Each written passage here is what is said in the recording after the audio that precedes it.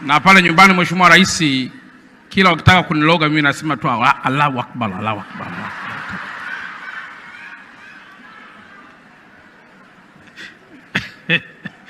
Kwa hiyo Mheshimiwa Rais, Mufti ameniweka vizuri sana katika kipindi chote hiki cha siku 29 ambazo tumekaa kufikia 30 na mpaka hapa tulipofikia. Ni neema kubwa sana ya mtume wetu.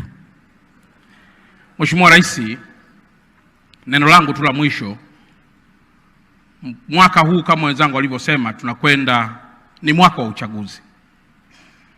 Na mara nyingi miaka yote ya nyuma tunapofikia mwaka wa uchaguzi, wawekezaji na wafanyabiashara wote wakubwa huwa wanapenda sana ku-withdraw mitaji yao kwa kuhofia taifa kuingia kwenye machafuko.